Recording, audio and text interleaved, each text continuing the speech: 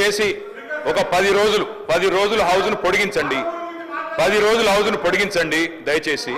పొడిగించి ఇప్పుడు మంత్రి గారు కోరిన విధంగా ఒకరోజు ఎలక్ట్రిసిటీ మీద చర్చ పెట్టండి. మన మంత్రి గారు కోరిన విధంగా ఇరిగేషన్ మీద చర్చ పెట్టండి. మంత్రి గారు కోరిన విధంగా మిషన్ కాకతీయ మీద పెట్టండి, మిషన్ భగీరథ మీద పెట్టండి. దాంతో పాటు అధ్యక్ష నల్లగొండ జిల్లా అభివృద్ధి మీద కూడా ఒకరోజు ప్రత్యేకంగా చర్చ పెట్టండి అధ్యక్ష. కానీ ఈ రకంగా మధ్య లేచి మళ్ళా డిస్టర్బ్ చేయడం కరెక్ట్ కాదు.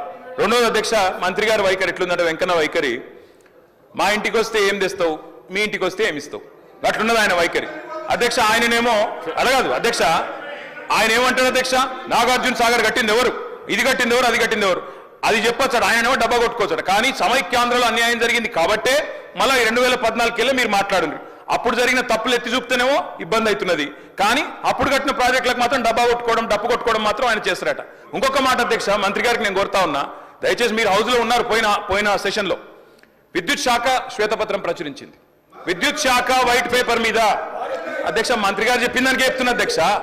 అరే ఆయన తప్పుదో పట్టిస్తే ప్రజలను మంచిది కాదు అధ్యక్ష. 24 గంటల కరెంట్ ఇవ్వలేదు అని మాట్లాడిండు.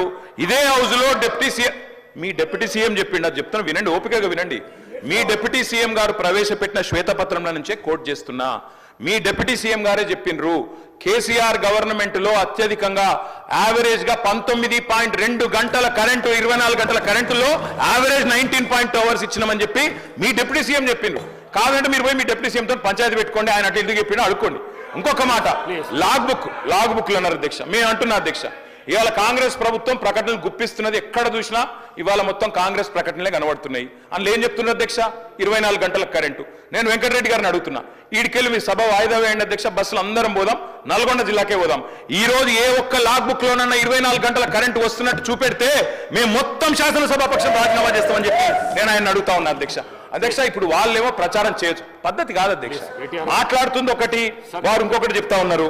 ఇంకొక మాట అధ్యక్ష, ఇంకొక మాట అధ్యక్ష, ఇంకొక మాట మంత్రి గారు నేను కోరుతా, అన్నదాతల గురించి మాట్లాడుతున్నా, అన్నదాతల గురించే మాట్లాడుతున్నా సార్, అన్నదాతల గురించి మాట్లాడుతున్నా. మంత్రి గారు తప్పకుండా ఈ విషయం తెలుసుకోవాలి, ముఖ్యంగా నల్గొండ జిల్లా మంత్రి గారు. అధ్యక్ష, కేసీఆర్ ప్రభుత్వంలో నల్గొండ జిల్లాకు జరిగింది ఏంటి అంటే ఒక్క నిమిషంలో చెప్పాలి అంటే అధ్యక్ష, భారతదేశం మొత్తంలో తెలంగాణ నెంబర్ 1 స్థాయికి చేరుకుంటే ధాన్యం పండించడంలో, ధాన్యం ఉత్పత్తిలో, అందులో ఉమ్మడి జిల్లా తీసుకుంటే అధ్యక్ష, మొత్తం తెలంగాణనేమో భారతదేశంలో ధాన్యం ఉత్పత్తిలో నెంబర్ 1 అయితే తెలంగాణలోని ఉమ్మడి 10 జిల్లాల్లో వరి ధాన్యం పండించడంలో